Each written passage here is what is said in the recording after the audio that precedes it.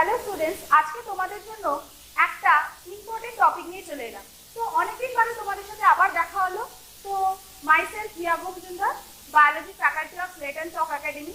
তো আজকে যে টপিকটা নিয়ে তোমাদের কাছে এসেছি খুবই ইন্টারেস্টিং টপিক। তো অনেকেই আমরা জানি যে আমরা বলি যে কেমন তোমাদের দেখতে হয়। তো কেউ বলে আমার বাবার মতো দেখতে, কেউ বলে আমার মার মতো দেখতে। তো এই দেখতে ব্যাপারটা, এই মর্ফোলজিক্যাল যে ক্যারেক্টারিস্টিকগুলো কি করে অ্যাকচুয়ালি আসছে এবং কার ওপর বেসিস করে এই জিনিসগুলো হয়, তো সেটা নিয়ে আমাদের একটা ইম্পর্টেন্ট জিনিস যেটা হচ্ছে জিন, যেটা হচ্ছে বায়োলজির একটা বেসিক কনসেপ্টই হচ্ছে জিন।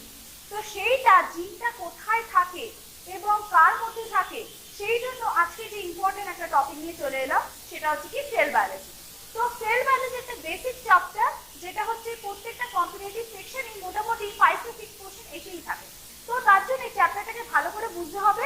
চলো তাহলে ক্লাসটা শুরু করা যাক।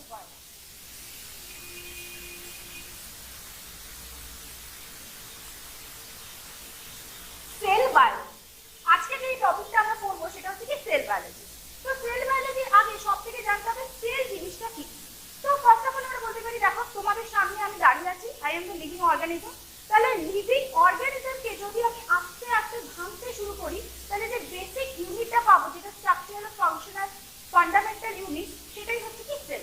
তাহলে সেল কি কি দিয়ে তৈরি? ফার্স্ট হচ্ছে যে বেসিক ইউনিটটা, সেটা কি বললাম? সেল। তারপরে সেল যখন কম্বাইন করে তাদের যদি অরিজিন সেম হয় এবং তাদের ফাংশনে যদি সেম সিমিলার টাইপের হয় এবং কিছু সেল মিলিয়ে তাহলে ফর্মেশন করছে টিস্যু। টিস্যু মিলে ফর্মেশন করছে অর্গান, তারপরে অর্গান সিস্টেম, তারপরে ফর্মেশন করছে কি লিভিং অর্গানিজম, যেটা হচ্ছে আমরা।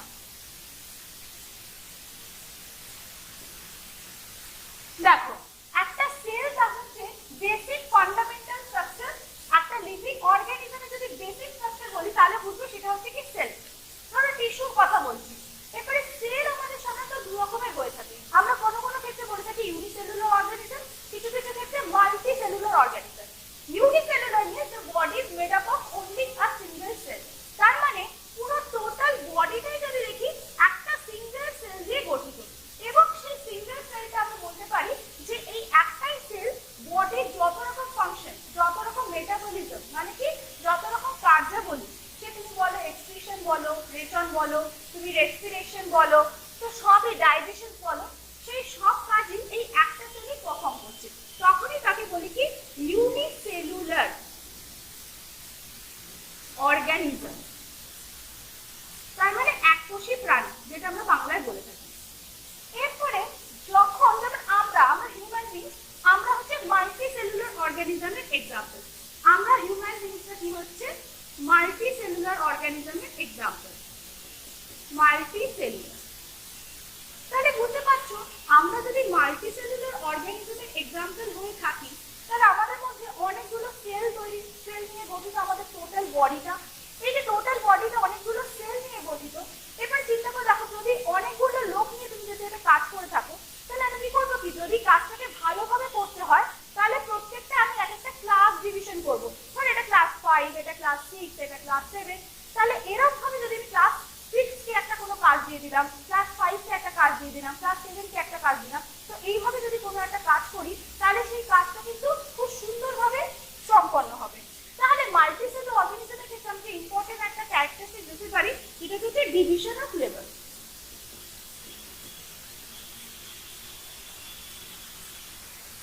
তার মানে কি প্রত্যেকের মধ্যে কাজটা ভাগ করে দেওয়া রয়েছে। ধরো বললাম লিভারের হেপাটোসাইট সেল, তো লিভারের যা ফাংশন এবং প্যানক্রিয়াস আর আইলেস অফ ল্যাঙ্গারহ্যান্স, তাদের ফাংশন কিন্তু ডিফারেন্ট হয়ে থাকে। তার মানে প্রত্যেকটা সেলের ডিফারেন্ট ডিফারেন্ট ফাংশন। তাহলে লিভার, তাহলে আমরা যে ধরো হেপাটোসাইট বললাম টিস্যু অফ দ্য লিভার, আবার বললাম islets of Langerhans tissue of the pancreas, তাহলে সেইটা নিয়ে টিস্যু হলো। তাহলে লিভার হচ্ছে একটা অর্গান, প্যানক্রিয়াস একটা অর্গান, সেই নিয়ে তোমার কিন্তু একটা ডাইজেস্টিভ সিস্টেম তৈরি হলো। তারপরে সেই ডাইজেস্টিভ সিস্টেম বলো, এক্সক্রিটরি সিস্টেম বলো, নার্ভাস সিস্টেম বলো, সব মিলিয়ে তৈরি হলো একটা লিভিং অর্গানিজম। তাহলে এইটা তো গেল যে বেসিক জিনিসটা। তো বেসিক জিনিসটা বলে এরপরে আমি চলে আসছি যে সেল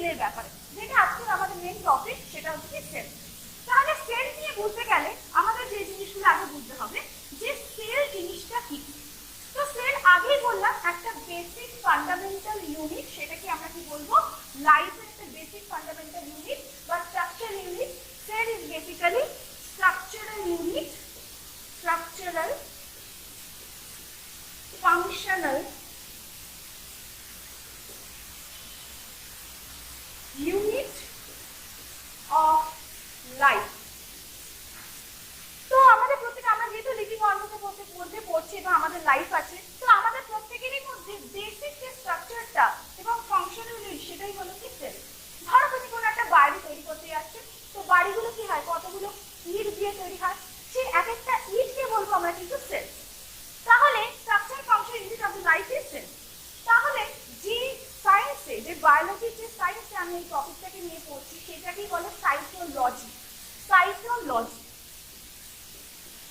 সাইটোলজি, যেখানে কি লজি অ্যাজ এ লোগোস মানে হচ্ছে টু স্টাডি এন্ড সাইটোস মানে হচ্ছে সেল। তার মানে যেখানে আমরা সেল রিলেটেড নিয়ে স্টাডি করি, যে বায়োলজির যে শাখায়, যে ব্রাঞ্চে আমরা কি সেল নিয়ে রিড করি, এটা হচ্ছে branch of biology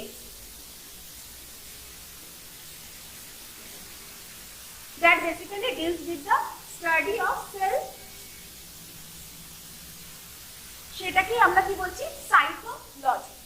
এরপরে যে ইম্পর্টেন্ট জিনিসটা চলে আসবো সেটা হচ্ছে, এই কোশ্চেনটা খুবই খুব ইম্পর্টেন্ট, কারণ প্রত্যেক বছর এই কমন কোশ্চেনগুলো এসেই থাকে। সেই কোশ্চেনটা কি, যে কে ফার্স্ট সেল আবিষ্কার করেছিল, বা who is known as a father of cytology. তাহলে ফাদার অফ সাইটোলজি তার মানে কি, কাকে বলবো, ফাদার অফ সাইটোলজি, বা কে ফার্স্ট সেলটাকে আবিষ্কার, প্রথম কে দেখেছিল, তাহলে তার সেই বিখ্যাত নামটা হচ্ছে কি, রবার্ট হুক। 1665।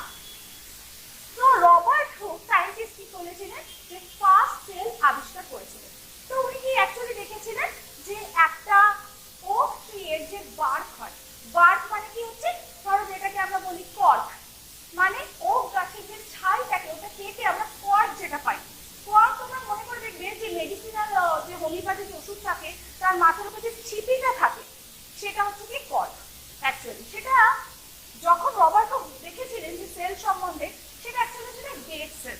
তো রবার্ট হুক কিরকম দেখেছিলেন, যে অনেকটা মৌচাকের পুতুরির মতো হানি কম যেরকম স্ট্রাকচার হয়, ঠিক সেরকম কয়েকটা কম্পার্টমেন্ট দেখেছিলেন এবং এটা নাম দিয়েছিলেন সেলুলা। তো পরবর্তীকালে সেটা দেখে সেল ওয়ার্ডটা আসে। তো তাহলে সায়েন্টিস্টের নাম কি, রবার্ট হুক।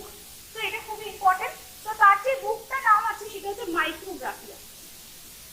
তিনি যে বুকটার মধ্যে এই সম্বন্ধে এক্সপ্লেন করেছেন সেলের সম্বন্ধে, সেই বুকটার নাম হচ্ছে মাইক্রোগ্রাফিয়া। তো এই যে সেলটাকে উনি পর্যবেক্ষণ করেছিলেন, তো পরবর্তীকালে সেটা জানা যায় যে এইটা অ্যাকচুয়ালি ডেড সেল ছিল। কেন?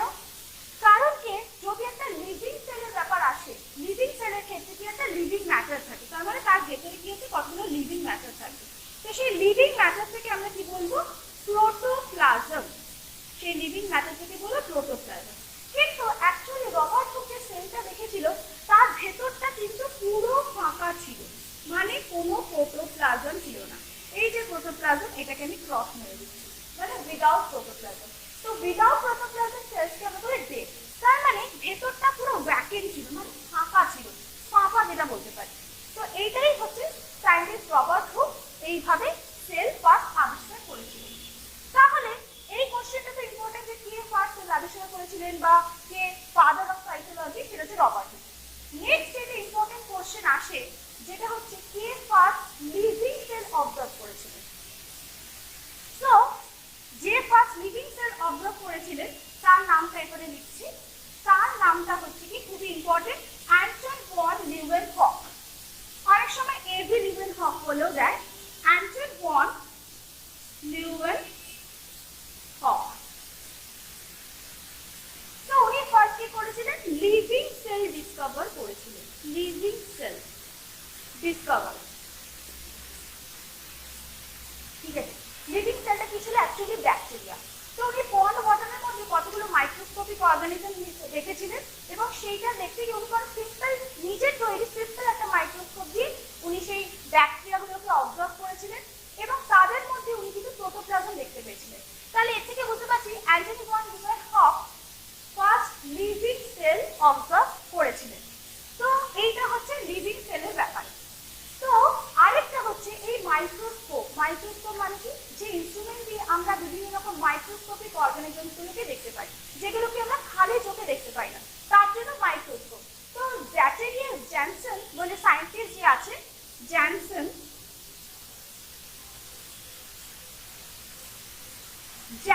ব্রাদার্স বলেও বলে অনেকে। তো ওনারা ফার্স্ট কম্পাউন্ড মাইক্রোস্কোপ ইনভেন্ট করেছিলেন। কম্পাউন্ড মাইক্রোস্কোপ, যেখানে আমরা সাধারণত দুটো লেন্স ব্যবহার করে থাকি, সেগুলোকে বলে কম্পাউন্ড মাইক্রোস্কোপ। তো অবজেক্টিভ লেন্স আর হচ্ছে আইপিস। তো দুটো লেন্স যেহেতু ব্যবহার করছে, উনি হচ্ছে জ্যানসেন ব্রাদার্স বলে বলে থাকি।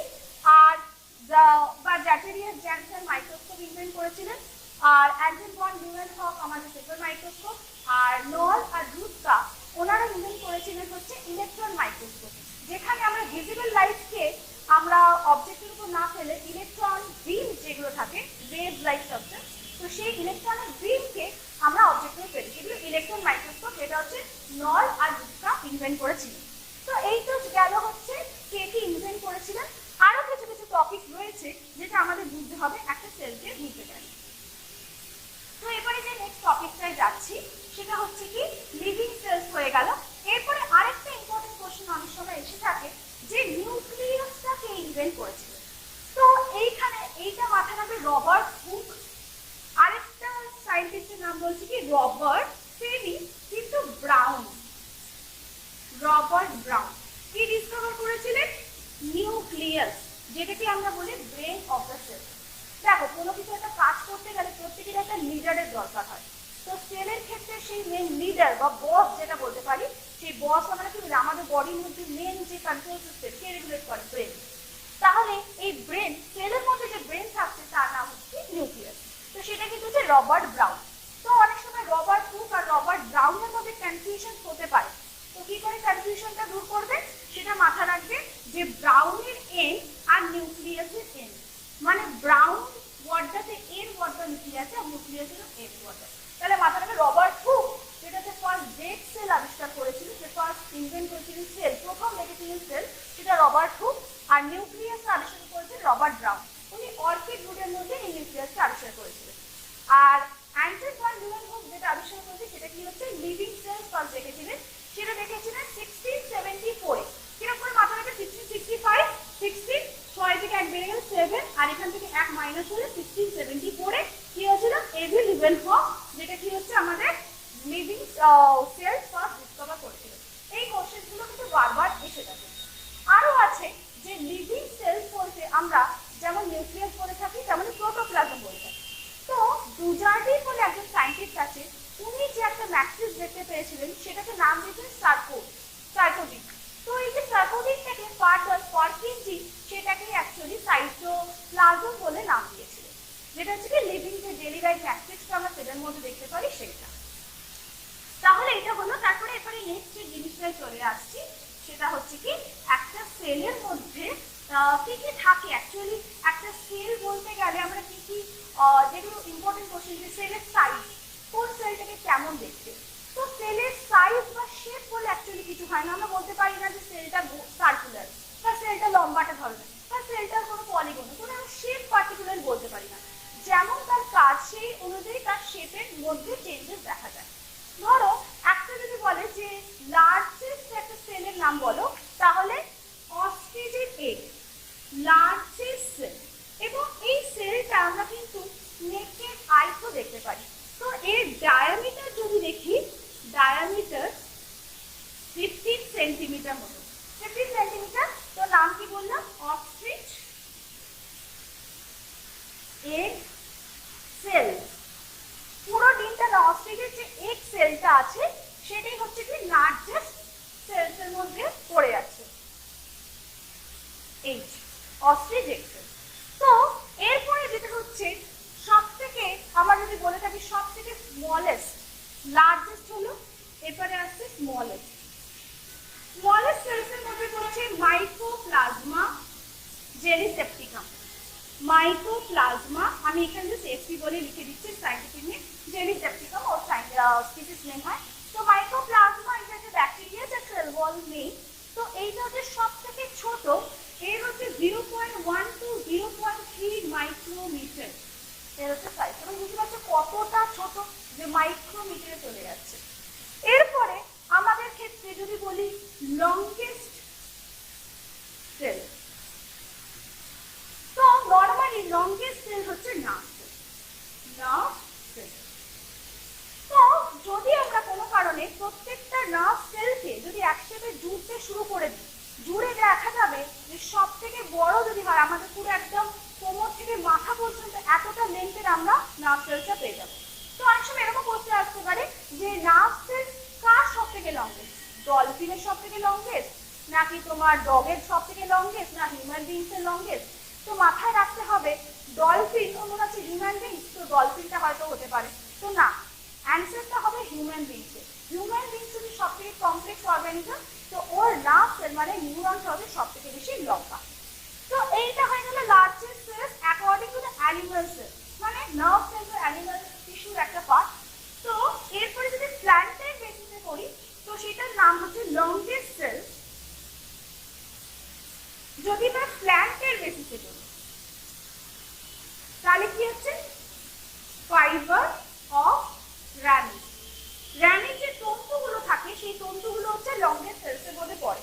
কিন্তু এটা মাথায় রাখতে, এটা হচ্ছে কি মাল্টি সেলুলার সেলটা, যেটা নেচারটা হচ্ছে কি মাল্টি সেলুলার।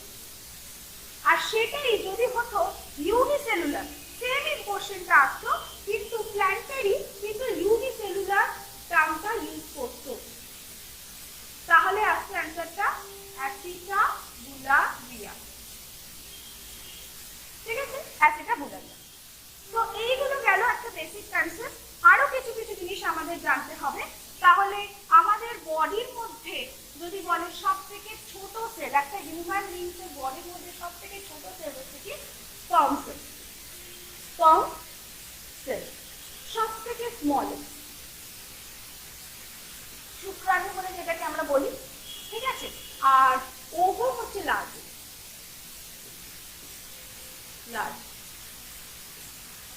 ঠিক আছে। তো এইগুলো হলো সেলের সম্বন্ধে। তো আরবিসি হচ্ছে 7 মাইক্রোমিটার মোটামুটি। আমরা যদি খালি চোখে কোনো একটা অর্গানিজম যদি মোটামুটি 100 মাইক্রোমিটার তার মোটামুটি তার সাইজ হতেই হবে। এরপরে যেটাতে আসবো সেটা হচ্ছে কি সেল থিওরি।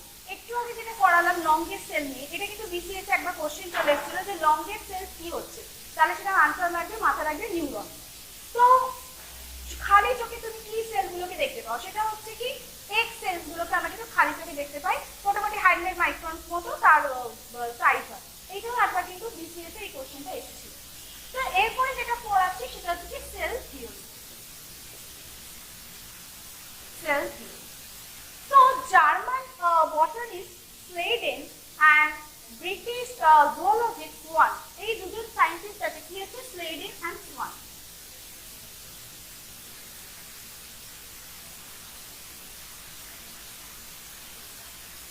এই দুজন সায়েন্টিস্ট কি করেছিলেন, একটা বক্তব্য পেশ করেছিলেন, সেটাকে বলে সেল থিওরি। যে প্রত্যেকটা একটা লিভিং অর্গানিজম হলে প্রত্যেকটা living organism is basically made up of cell, এবং cell is the basic fundamental unit of life. তো এইটা নিয়ে ওনারা বক্তব্য পেশ করেছিলেন 1838 আর 1839 এই দুটো সালে। তো ওনারা তো বলে দিয়েছিলেন যে একটা লিভিং সেল সেল নিয়ে তৈরি হয়, ঠিক আছে, কোনো অসুবিধা নেই। তো এর মেন কনসেপ্টটা অনেকেই প্রশ্ন আসতে পারে যে একটা সেল কোত্থেকে এলো, সেই সেলটা একটা লিভিং সেল অনেকগুলো সেল দিয়ে গঠিত, কিন্তু সেই সেলটা কোত্থেকে এলো সেইটা রুডolf Virchow, কি হচ্ছে সায়েন্টিস্ট রুডolf Virchow বলেছিলেন omnis cellula e cellula। তো এটা মিনিং হচ্ছে বেসিক্যালি প্রত্যেকটা সেলই একটা কিছু প্রি এক্সিস্টিং সেলস থেকে অ্যারাইভ করে, ঠিক আছে। আর বেসিক জিনিস যে একটা সেল কোত্থেকে এলো, আগের কোনো একটা সেল থেকে এই সেলটা এসেছিল, সেইটাই হচ্ছে রুডolf Virchow এই সেল থিওরিটাকে একটা নতুন দিকে আমাদেরকে আকর্ষিত করে। তো এইটা হচ্ছে আমাদের সেল থিওরি। তো এরপরে যে জিনিসগুলো আমাদের মেনলি জানতে হবে যে একটা সেল কি বেসিক্যালি একটা সেলের ক্ষেত্রে যদি একটা সেলের কথা বলি, সেলের ক্ষেত্রে একটা সেল বাউন্ডারি থাকবে,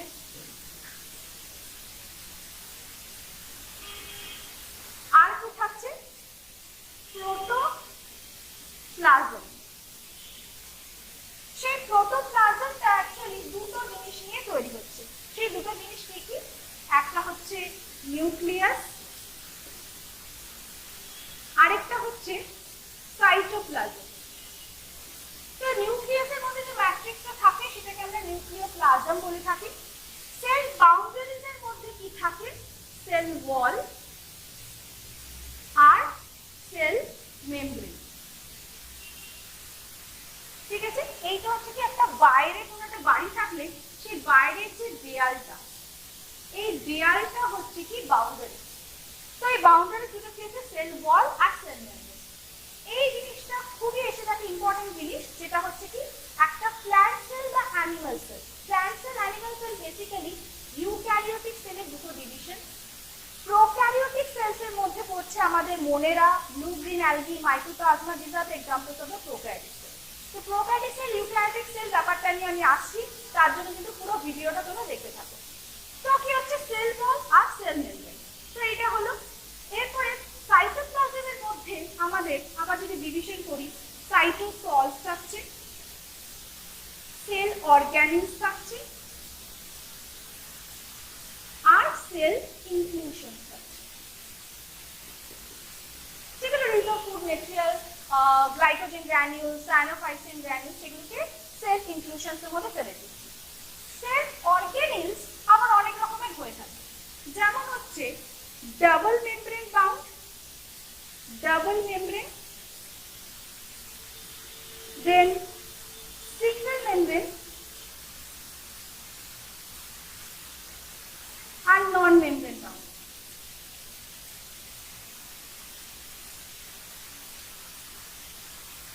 তো ডাবল মেমব্রেনের মধ্যে কি কি পড়ছে আমি জাস্ট শর্টে তোমাদের লিখে দিচ্ছি।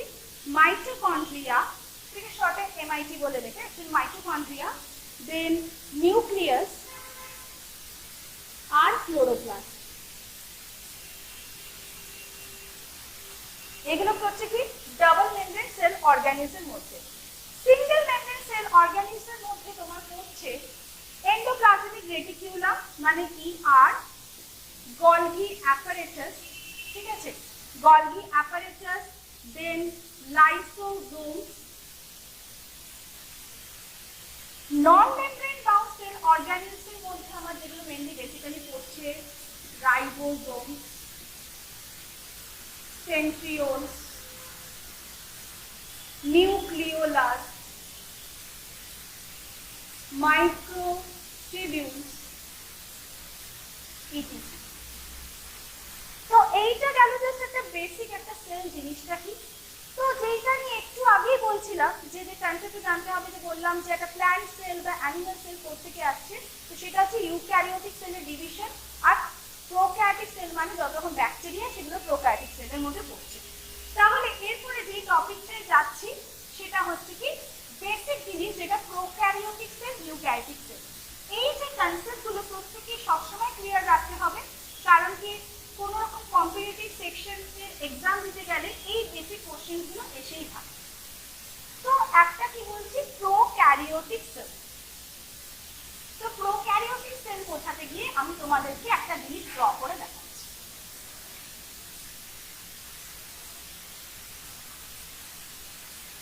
ধরো এটা একটা bacteria sell, prokaryotic sell, prokaryotic নামটা আবার লিখছি, প্রোক্যারিওটিক সেল, ঠিক আছে। প্রো মানে কি, যেটা বিফোর, ক্যারিয়ন মানে হচ্ছে নিউক্লিয়াস, মানে আদি নিউক্লিয়াস যাকে বলে থাকি সেটাকে বলে প্রোক্যারিওটিক সেল। এটা হচ্ছে একটা বেসিক জিনিস, কি হচ্ছে আদি নিউক্লিয়াস। আদি নিউক্লিয়াস বা প্রোক্যারিওটিক বা প্রোক্যারিয়ন, যাদের প্রিমিটিভ ক্যারিয়ন মানে প্রিমিটিভ জাতীয় নিউক্লিয়াস মানে আদি নিউক্লিয়াস, তাদেরকে বলে প্রোক্যারিওটিক অর্গানিজম। তার মানেটা কি আগে ব্যাপারটা বুঝতে হবে। নিউক্লিয়াসের বাইরে যদি একটা মেমব্রেন থাকে সেটাকে বলে নিউক্লিয়ার মেমব্রেন। তো এই নিউক্লিয়ার মেমব্রেনটা প্রোক্যারিওটিক সেলে কি থাকছে, অ্যাবসেন্ট থাকছে, প্লাস এদের মধ্যে একটা স্ফেরিক্যাল বডি থাকে, তাকে বলে নিউক্লিওলাস, যেটা তোমার ribosomal RNA formation, ribosome formation থেকে ইম্পর্টেন্ট রোল প্লে করছে। এই যে নিউক্লিওলাস, এইটাও কিন্তু প্রোক্যারিওটিক সেলে অ্যাবসেন্ট থাকে, মানে প্রিমিটিভ। তাহলে প্রোক্যারিওটিক সেলে নিউক্লিয়াসে কিরকম দেখতে হয়? একটা সার্কুলার ডাবল স্ট্যান্ডার্ড স্ট্রাকচার। তো ডিএনএ স্ট্রাকচারটা কে ফার্স্ট ইনভেন্ট করেছিলেন? Watson and Crick. Watson and Crick model double helical structure, এটাও একদম বিসিএস এই কোশ্চেনটা কিন্তু এসেছিল। তো এরকম ছোট ছোট কোশ্চেন কিন্তু এসেই থাকে প্রত্যেকবার। তো যেটা বলছিলাম, একটা সার্কুলার স্ট্রাকচার ডাবল স্ট্যান্ডার্ড, সেটাকে আমরা কি বলবো? হচ্ছে নিউক্লিয়য়েড। তো এই যে স্ট্রাকচারটা দেখছি আমরা, বেসিক্যালি কোনো রকম নিউক্লিয়ার মেমব্রেন দেখতে পাচ্ছি না, নিউক্লিওলাস দেখতে পাচ্ছি না। আরেকটা ইম্পর্টেন্ট জিনিস যেটা অনেকেই হয়তো জানো না, যেটা হচ্ছে কি, নিউক্লিয়াসকে স্টেবিলিটি করতে গেলে, যদি নিউক্লিয়াসকে স্টেবল করতে চাও, নিউক্লিয়াস তো দেখো চিন্তা করো বিশাল লম্বা, বিশাল বড়, এবারে ওইটাকে তোমাকে একটা ছোট্ট সেলের মধ্যে ফিট করতে হবে। তো কি করে ফিট করবে? তো এখানে বেসিক প্রোটিন থাকে H2A, H2B, H3, H4, এখানে হিস্টোন প্রোটিন। এই হিস্টোন প্রোটিনের মধ্যে নিউক্লিয়াসে পেঁচিয়ে পেঁচিয়ে থাকে, মানে হিস্টোন প্রোটিন হয় একটা বল মনে করো, বলের বাইরে তুমি যদি সুতোটাকে গোটাতে চাও তাহলে কি হচ্ছে, ক্রোম্যাটিন ফাইবার দিয়ে সেই বলের পেছনে বলটাকে আমি গোল গোল করে ঘোরাচ্ছি। এইভাবে জিনিসটা কি হচ্ছে, ক্রোম্যাটিন ফাইবারটা, এটাই ফার্দার কন্টেন্ট হয়ে হয়ে আমাদের যেটা ফর্মেশন করে ক্রোমোজোম। তো এইটা হচ্ছে নিউক্লিয়য়েড থাকে। তো এদের এখানটায় আমরা এই নিউক্লিয়য়েড এঁকে দিলাম, প্রোক্যারিওটিক সেল একটা ইম্পর্টেন্ট জিনিস। তো এদের সেল বাউন্ডারিজের কথা যদি বলি একটা ব্যাকটেরিয়া সেলসের ক্ষেত্রে, তো সেল বাউন্ডারিজ হচ্ছে গ্লাইকোক্যালিক্স, সেটা কি হচ্ছে সেল বাউন্ডারি। মানে প্রত্যেকটা সেলের মধ্যে মাথায় রাখবে একটা বাউন্ডারি থাকে যাকে বলে সেল মেমব্রেন। ঠিক আছে, কি বলে তাকে? সেল মেমব্রেন বা প্লাজমা মেমব্রেন। Plasma membrane. এরপরে সেটা যদি প্ল্যান্ট সেলস এর ক্ষেত্রে হয়, তাহলে সেই সেল মেমব্রেনের সাথে আরেকটা ইম্পর্টেন্ট একটা লাইন জুড়ে থাকবে, সেটাকে বলে সেল ওয়াল। মাথায় রাখবে এই ইম্পর্টেন্ট জিনিসটা, যে অ্যানিমাল সেলের ক্ষেত্রে কিন্তু তুমি কোনো সেল ওয়াল দেখতে পাবে না। তাহলে কার ক্ষেত্রে তুমি কোনো সেল ওয়াল দেখতে পাবে না? অ্যানিমাল সেলের ক্ষেত্রে। এইগুলো কিন্তু বেসিক কোশ্চেন, যেগুলো বারবার কম্পিটিটিভ সেকশনে এসেই থাকে। তো তোমাদেরকে কিন্তু চ্যাপ্টার পড়ানোর সাথে সাথে আমি বিভিন্ন ইম্পর্টেন্ট কোশ্চেনগুলো ডিসকাস করতে থাকছি। তোমরা কিন্তু যে যে কোশ্চেনগুলো বলছি সেই কোশ্চেনগুলো কিন্তু ভালো করে ফোকাস দিয়ে পড়ো। তো সেই লেয়ারটাকে বললাম সেল ওয়ালের যে বাইরে, সেটাকে সেল ওয়াল। তো ব্যাকটেরিয়া সেলের মধ্যে আরেকটা বাইরে একটা লেয়ার থাকে, যেটাকে বলে হচ্ছে গ্লাইকোক্যালিক্স। গ্লাইকোক্যালিক্স। গ্লাইকোক্যালিক্স যদি খুব টাফ শীট ফর্মেশন করে, গ্লাইকোক্যালিক্স দু ধরনের হয়ে থাকে, একটাকে বলে ক্যাপসিউল, আরেকটাকে বলে স্লাইম লেয়ার। তো glycocalyx is basically two types, capsule আর স্লাইম লেয়ার। তো ক্যাপসিউল হচ্ছে একদম হার্ড রিজিড একটা স্ট্রাকচার, আর স্লাইম হচ্ছে লুজ শীট, সেটাকে বলে স্লাইম লেয়ার। তো এইটা বুঝতে পারছো, একদম শেপ মেনটেন করছে, সবার বাইরে যেহেতু সেটা প্রোটেকশন দিচ্ছে সেলকে, এবং বিভিন্ন রকম যাতে কোনো রকম অ্যান্টিজেন যাতে ওকে বাইন্ড করতে পারে, বা বিভিন্ন রকম সেল যাতে ইমিউনিটি পায় কোষ সেলসের ক্ষেত্রে, তো সেই জন্য এই গ্লাইকোক্যালিক্স ইম্পর্টেন্ট একটা রোল প্লে করে থাকে। তো এইটা হলো সেল ওয়াল। আরেকটা হচ্ছে, আমরা অনেক সময় আরেকটা ইম্পর্টেন্ট জিনিস দেখতে পাবো, যেটাকে বলা হচ্ছে প্লাজমিড। প্লাজমিড। প্লাজমিড সেটা কি হচ্ছে? এক্সট্রা ক্রোমোসোমাল ডিএনএ, যেটা হচ্ছে সেটাকে বলে প্লাজমিড। এই প্লাজমিডটা তোমার অ্যান্টিবায়োটিক রেজিস্ট্যান্স হয়ে থাকে। তো বিভিন্ন রকম বায়োটেকনোলজিতে আমরা এই মলিকুলার ইঞ্জিনিয়ারিং এ এই প্লাজমিডটা আমরা ভেক্টর হিসেবে ইউজ করে, কিন্তু আমাদের পছন্দ মতো যে ইনসার্টেড জিন থাকে সেটাকে আমরা ম্যানিপুলেট করে আমরা বিভিন্ন রকম হাইব্রিড অর্গানিজম প্রডিউস করতে পারি। তো প্লাজমিড একটা ইম্পর্টেন্ট রোল প্লে করে ব্যাকটেরিয়ার ক্ষেত্রে। আরো ইম্পর্টেন্ট কিছু কিছু সেলস রয়েছে, যেটা হচ্ছে কি মেসোজোম। তো প্লাজমা মেমব্রেনটা যেটা রয়েছে, মানে ইনারমোস্ট সব থেকে যে বাউন্ডারি, যেটা প্লাজমা মেমব্রেন, সেটাকে বলে হচ্ছে মেসোজোম। তো মেসোজোম এরকম করে ইমাজিনেশন হয়ে যে ফর্মেশন করেছে, তার জন্য একটা তো সারফেস এরিয়া ইনক্রিজ করেছে।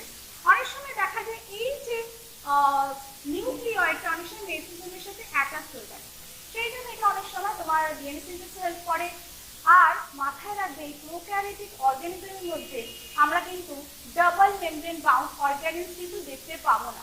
তার মানে ডাবল মেমব্রেন বাউন্ড অর্গানিজম মানে একটু আগে আমি একটা চার্টে বলেছিলাম যে ডাবল মেমব্রেন বাউন্ড অর্গানিজমের মধ্যে তোমার মাইটোকন্ড্রিয়া পড়ছে। মাইটোকন্ড্রিয়া এইগুলো কি অ্যাকচুয়ালি, এগুলো কিন্তু basic question. Mitochondria is known as the power house of the sell.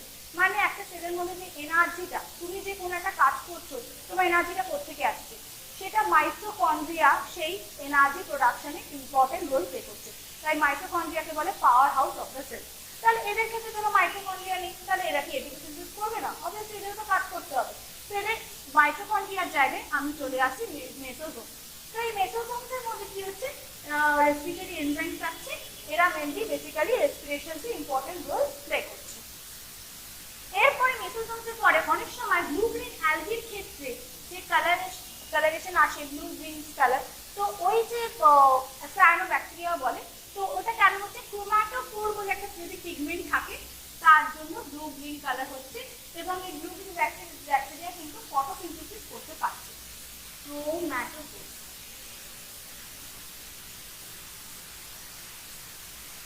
তাছাড়া আরেকটা ইম্পর্টেন্ট জিনিস যেটা প্রোক্যারিওটিক কোষকে বোঝাতে গেলে সেটা মাথায় রাখবে, রাইবোজোম। রাইবোজোম আমি নন মেমব্রেন বাউন্ড অর্গানিজমের মধ্যে ফেলেছিলাম, যাদের বাইরে কোনো রকম মেমব্রেন নেই।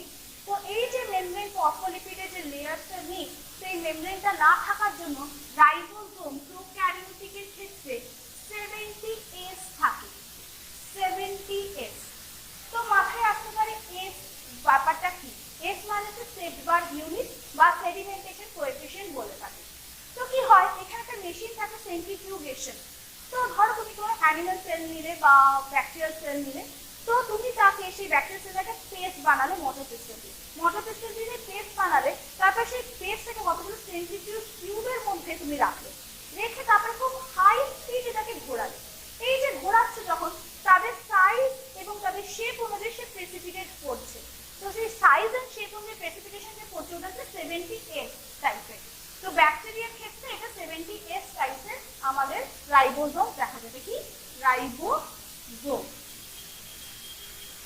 তো এদের লোকোমোশন ডেফিনেটলি আছে, এদের লোকোমোশনের জন্য এদের রয়েছে ফ্লাজেলা,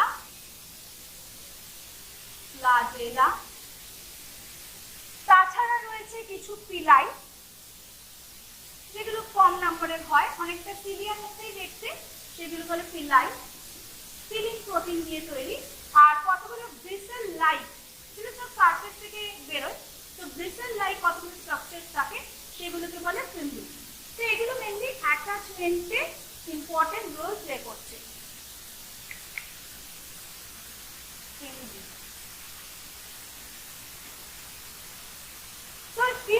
পিলাই এই যে টার্মগুলো আছে, এগুলো কি অ্যাটাচমেন্টে হেল্প করছে আর লোকোমোশনে হেল্প করছে কি ফ্লাজেলা।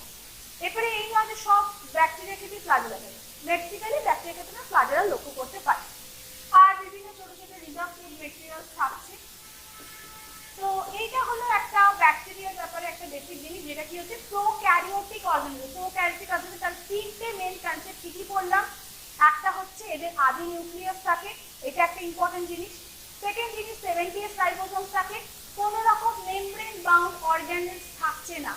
তাহলে প্রোক্যারিওটিকের মধ্যে এক্সাম্পল তাহলে কি কি বলবে, মনে রাখ, মানে যতগুলো ব্যাকটেরিয়া আছে, ব্লু গ্রিন অ্যালগি আছে, সেগুলো প্রোক্যারিওটিকের এক্সাম্পল। তাহলে ইউক্যারিওটিক বললে বাকি যেগুলো আছে, ব্যাকটেরিয়া ছাড়া বাকি যেগুলো আছে, সেগুলোকে তুমি ইউক্যারিওটিকের মধ্যে ফেলে দেবে। ইউক্যারিওটিকের মধ্যে যদি প্রোক্যারিওটিকের সাথে ইউক্যারিওটিকের যদি ডিফারেন্স করি, তাহলে মাথা রাখবে যে এইখানে যেমন বললাম নিউক্লিয়ার থাকছে, মানে নিউক্লিওলাস নিউক্লিয়ার মেমব্রেন থাকছে না, ইউক্যারিওটের ক্ষেত্রে কিন্তু আমরা ট্রু নিউক্লিয়াস দেখতে পাই। কেন কি তাদের নিউক্লিয়াসের বাইরে একটা নিউক্লিয়ার মেমব্রেন থাকছে, একটা নিউক্লিওলাস থাকছে। এইটা একটা ইম্পর্টেন্ট জিনিস। ইউক্যারিওটিকের ক্ষেত্রে রাইবোজোম হচ্ছে 80S টাইপের, এবং ইউক্যারিওটিকের ক্ষেত্রে মেমব্রেন বাউন্ড অর্গানেল তুমি দেখতে পাবে। আর ইউক্যারিওটিকের অর্গানিজমের ক্ষেত্রে দুটো ডিভিশন হচ্ছে, সেটা হচ্ছে কি প্ল্যান্ট সেল আর অ্যানিমাল সেল। তাহলে এবার ব্যাকটেরিয়াল এইটাকে মুছে দিয়ে আমি তোমাদের যে ছবিটা আঁকছি, যে ব্যাপারটা বোঝাচ্ছি, সেটা হচ্ছে কি প্ল্যান্ট সেল আর অ্যানিমাল সেল। সেটা কার ডিভিশন, মাথায় রাখবে ইউক্যারিওটিক সেল। ইউক্যারিওটিক সেল বলতে গেলে কি বোঝাচ্ছি, একটু আগেই বোঝালাম, যেটা হচ্ছে কি এইচসিএস রাইবোজোম থাকে, মেমব্রেন বাউন্ড অর্গানস থাকে, ট্রু নিউক্লিয়াস থাকে, তাহলে ইউক্যারিওটিক সেল, তার মধ্যে দুটো ডিভিশনস হচ্ছে, একটাকে বলছি প্ল্যান্ট সেল, একটাকে বলছি অ্যানিমাল সেল। প্ল্যান্ট সেলের বেসিক ডিফারেন্সটা আগেই বলে ফেলেছি। প্ল্যান্ট সেলের ক্ষেত্রে সেল ওয়াল যদি ক্যারেক্টারিস্টিক্সটা বলি তাহলে প্রেজেন্ট, অ্যানিমাল সেলের ক্ষেত্রে সেল ওয়ালটা অ্যাবসেন্ট। নেক্সট হচ্ছে প্ল্যান্ট সেলসের মধ্যে ক্লোরোপ্লাস্ট দেখতে পাচ্ছি। ক্লোরোপ্লাস্ট কি বলে? কিচেন অফ দ্য সেল, যেখানে কি হচ্ছে আমাদের রান্নাঘর। আমাদের রান্নাঘর আমরা কি করি? আমরা খাবার তৈরি করি। তাহলে প্ল্যান্ট সেলস তো এটা তো বাঁচতে গেলে ওর তো খাবার দরকার, সেই খাবারটা তাহলে কোথায় তৈরি হচ্ছে? ক্লোরোপ্লাস্টে। তাহলে প্ল্যান্ট ওই জন্যই হচ্ছে গ্রিন কালারে দেখতে হয়। এটা অ্যাকচুয়ালি লিফের মেসোফিল সেলসের মধ্যে আমরা ক্লোরোপ্লাস্টটা দেখতে পাই। তো এই ক্লোরোপ্লাস্ট সেলটা কিন্তু প্ল্যান্টটা কিন্তু গ্রিন কালারের হয়। আমরা কি গ্রিন কালারের? মনে করে দেখো, আমরা কি নিজস্ব খাদ্য তৈরি করতে পারি না? আমাদের কিন্তু প্ল্যান্ট বা অ্যানিমালসের উপর ডিপেন্ডেবল হতে হয়। তো এই যে ডিপেন্ডেবল হতে গেলে তার মানে কি আমাদের ক্ষেত্রে এই ক্লোরোপ্লাস্টটা অ্যাবসেন্ট। তারপরে এখানে ক্ষেত্রে যদি সেন্ট্রিওল বলি, প্ল্যান্ট সেল অ্যানিমাল সেলসের ক্ষেত্রে সেটা প্রেজেন্ট থাকছে, প্ল্যান্ট সেলসে অ্যাবসেন্ট।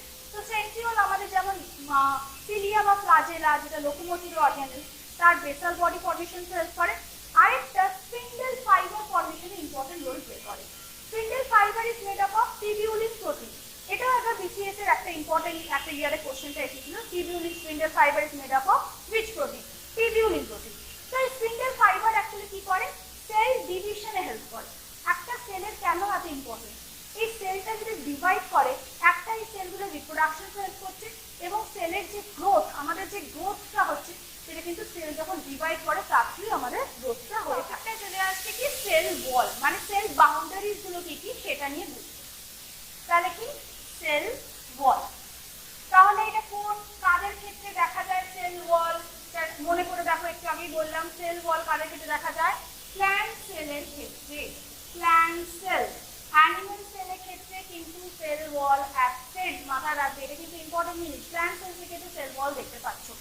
তো সেল ওয়ালটা কি? একটা বুঝতে পারছি এটা বাউন্ডারি। বাউন্ডারিজ আমাদের কেন দরকার? এই যে বাড়ির যে তুমি একটা বাড়ি তৈরি করে তার দেয়ালগুলো কেন দরকার? ধরো ঝড় এলে তোমার প্রোটেকশনের দরকার। একটা বাড়ির দেন আরো কি জন্য? শেপের জন্য দরকার। তাহলে মাথা রেখে সেল ওয়াল কি করছে? শেপ মেনটেন করছে। একটা নন লিভিং অর্গানিজম, এটা পারমিয়াবল হয়, তো এই সব রকম সাবস্টেন্স কি করে? অ্যালাউ করে এই কোষের মধ্যে এন্টার করার জন্য। তাহলে একদম সব থেকে বাইরে প্ল্যান্ট সেলসের ক্ষেত্রে সব থেকে আউটার মোস্ট বাউন্ডারি হচ্ছে সেল ওয়াল। যেমন দেখবি প্ল্যান্ট সেলস থেকে আসতে গেলে আমরা এরকম শেপে করে থাকি। তো এই মাথা রাখবে সেল মেমব্রেনও ড্র করবো, প্লাস আমরা ড্র করবো কি? বাইরে সেল ওয়াল।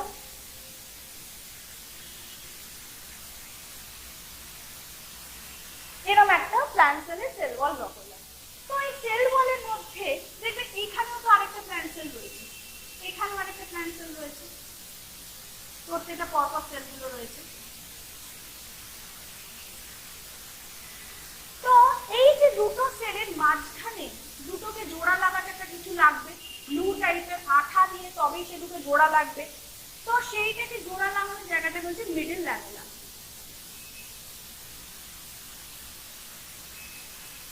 এই মিডল ল্যামেলাতে ক্যালসিয়াম আর ম্যাগনেসিয়াম পেপটাইড দিয়ে তৈরি হয়। তো এই মিডল ল্যামেলার বাইরে যে ওয়ালটা থাকে এটাকে বলছে প্রাইমারি সেল ওয়াল। তারপরে যে লেয়ারটা থাকে তাকে বলে সেকেন্ডারি সেল ওয়াল। তো প্রাইমারি সেল ওয়ালের মধ্যে আমরা যদি দেখি সেলুলোজিক কম্পোনেন্ট কিন্তু লো থাকে, এবং সেলুলোজিক ফাইবারস গুলো খুব স্মল সাইজের হয়, বেবি টাইপের, একটু লুজ শিট। এইটাই মেনলি কি হচ্ছে? এক্সটেনশনে ইম্পর্টেন্ট রোল প্লে করছে সেল ওয়ালে। এবং এগুলোকে মেনলি যে কোনো রকম গ্রোয়িং সেলসে তুমি এই প্রাইমারি সেল ওয়াল ফার্স্ট দেখতে পাবে। যেমন প্যারেনকাইমা সেলস যেগুলো আছে, ফুডসের যে এক্সট্রিমিটির যে ওয়ালগুলো, সেগুলোকে মানে প্রাইমারি সেল ওয়াল দেখতে পাবে। তো এই প্রাইমারি সেল ওয়ালের ক্ষেত্রে ইন্টারসেকশন বলে এদের গ্রোথের যে মেকানিজম হয়। তাহলে এদের হচ্ছে হেমিসেলুলোজে কম থাকে, সেলুলোজটা এদের হচ্ছে কম থাকছে, হেমিসেলুলোজ বেশি থাকছে, প্রোটিন থাকছে, লিপিড থাকছে। আর সেকেন্ডারি সেল ওয়ালের মধ্যে জিনিসটা অনেকটা রিজিড টাইপের হয়, এবং এটা অনেকটা ইলাস্টিক টাইপের হয়, এবং অতটা পারমিয়েবল হয় না সেকেন্ডারি সেল ওয়াল। তো এটা অনেকটা হার্ডনিং, যেমন লিগনিন, পেপসিন অ্যাকুমুলেশন হয়। তো এর ক্ষেত্রে তোমার সেলুলোজিক কন্টেন্টটা কিন্তু হাই হবে, প্রচন্ড রকম হাই হবে। আর তাহলে হেমিসেলুলোজ কন্টেন্টটা লো হবে। তাহলে এই যে প্রাইমারি সেল ওয়াল, তাহলে মিডিল ল্যামেলার বাইরের লেয়ারটাই হচ্ছে প্রাইমারি সেল ওয়াল। তো এইটা মেনলি ওয়ান লেয়ার, এবং তার বাইরের আরো অনেক সময় 3টে লেয়ার দেখা যায়, সেটাকে বলবো কি secondary cell wall, S1 to S2, 3টে লেয়ারতে হয়। এগুলো ডিপোজিশন হয়ে অনেকটা হার্ডনিং দেয় সেকেন্ডারি সেল ওয়াল। তাহলে এটা তোমার কোলেন কাইমার ক্ষেত্রে তুমি বেশি করে দেখতে পাবে, স্লেন কাইমার ক্ষেত্রে, এখানে হার্ডনিং জিনিসটাকে শক্ত করার জন্য এই সেকেন্ডারি সেল ওয়াল থাকে।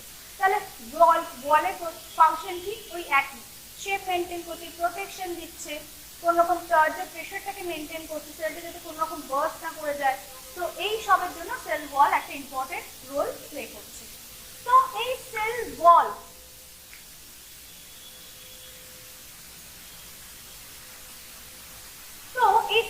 বলতে বলতে আরেকটা ইম্পর্টেন্ট জিনিস যেটা বলবো, যেটা হচ্ছে এই যে সেল থিওরি নিয়ে বলেছিলাম একটু আগে, যে সেল থিওরি যে প্রত্যেকটা লিভিং সেলসে একটা সেল দিয়ে তৈরি হয়। তো এইটা কিন্তু এক্সেপশন আছে। এক্সেপশন কি হচ্ছে? ভাইরাস। এই কোশ্চেনটা কিন্তু অনেকবার আসে, সেল থিওরিকে কে অ্যাকচুয়ালি ওবে করে না, সেটা হচ্ছে ভাইরাস। ভাইরাস হচ্ছে, মাথায় রাখবে, সেটা ইন্টারমিডিয়েট অর্গানিজমের মধ্যে কাজ করে। তোমার শরীরের বাইরে সেটা নন লিভিং হিসাবে বা ডেড হিসেবে কাজ করছে, যেই তোমার বডির মধ্যে এন্টার করছে তোমার লিভিং হিসেবে কাজ করছে। একটা সেলের মধ্যে যে বেসিক বলেছিলাম, এর প্রোটোপ্লাজম থাকে, একটা নিউক্লিয়াস থাকে। ভাইরাসের মধ্যে এরকম গল্প দেখতে পাবে না। ভাইরাসের ক্ষেত্রে নয় নিউক্লিক অ্যাসিড থাকে, ডিএনএ বা আরএনএ, আর ওপরেই হচ্ছে একটা প্রোটিনের ক্যাপসিড কোড থাকে। এইটা দিয়ে জাস্ট ভাইরাসটা তৈরি হচ্ছে। তাহলে ভাইরাসটা কিন্তু সেল থিওরি ওবে করছে না। তাছাড়া আরো কিছু কিছু এক্সেপশনস আমরা পড়বো, তার জন্য কিন্তু পুরো ভিডিওটা পরপর দেখতে থাকো। সেখানে কি আমরা কি কি বুঝবো? আরবিসি কে নিউক্লিয়েটেড বলে কেন? এই নয় যে একটা সেলের মধ্যে নিউক্লিয়াস থাকে, আমি একটু আগেই বললাম, সেটা এই নয় যে সব সেলের মধ্যে নিউক্লিয়াস থাকবে। তো যেমন আরবিসির মধ্যে যেমন নিউক্লিয়াস থাকে না, অ্যানিমাল সেলসের মধ্যে এক্সাম্পল বললাম, প্ল্যান্ট সেলসের মধ্যে শিপ সেলস আমরা বলতে পারি, যেটা ফ্লুইডসের একটা পার্টে পড়ে, তারও কিন্তু নিউক্লিয়াস থাকে না। তো নিউক্লিয়াস থাকছে না, তাহলে কি এরা লিভিং নয়? Obviously living. কিন্তু আরবিসির ফাংশনের কথা চিন্তা করে দেখো, আরবিসি ফাংশন কি করে? অক্সিজেনকে ক্যারি করে। এবার যদি একটা সেন্টার এত বড় একটা নিউক্লিয়াস যদি অকুপাই করে থাকে, তাহলে চিন্তা করে দেখো আরবিসি অ্যামাউন্ট অনেকটা কমে যাবে। তাহলে তোমার আরবিসির যে আরবিসির মধ্যে হিমোগ্লোবিনের যে অ্যামাউন্টটা কমে যাচ্ছে। হিমোগ্লোবিনের সাথে অক্সিজেন যদি বাইন্ড করে, সেটা মেন ফাংশন, অক্সিজেন ক্যারি করা টুয়ার্ডস দ্য টিস্যুতে না নিয়ে গেলে গ্লুকোজটা তোমার ব্রেকডাউন হবে না, মানে ফুডটা তোমার ব্রেকডাউন হবে না। ফুডটা যদি ব্রেকডাউন না হয়, তাহলে প্রপারলি তুমি এনার্জি পাবে না। তো সেই জন্য আরবিসিকে কিন্তু এন নিউক্লিয়েটের মধ্যে আমরা ফেলে দেবো। তো এরপরে যেটা বলছি কি সেল মেমব্রেন। সেল মেমব্রেনকে 1972-তে সিঙ্গার অ্যান্ড নিকলসন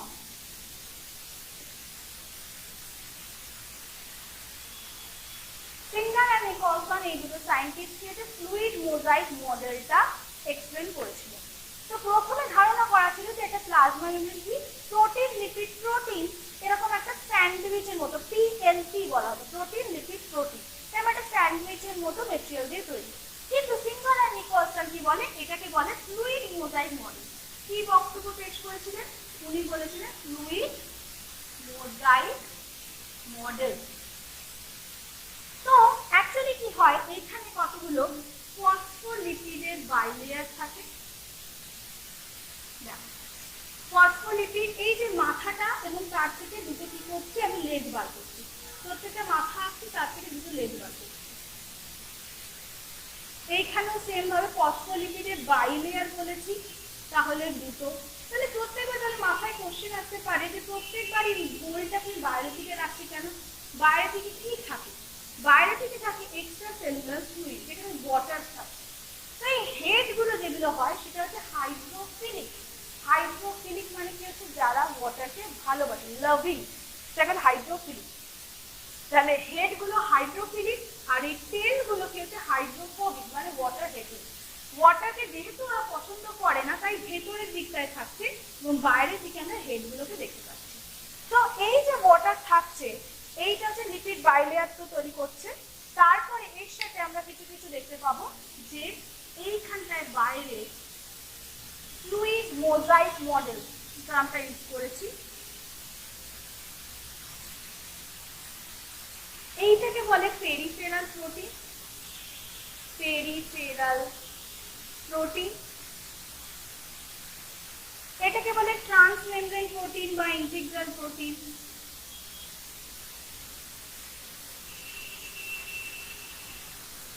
এগুলো আবার দু টাইপের হয়ে থাকে, চ্যানেল প্রোটিন বা ক্যারিয়ার প্রোটিন।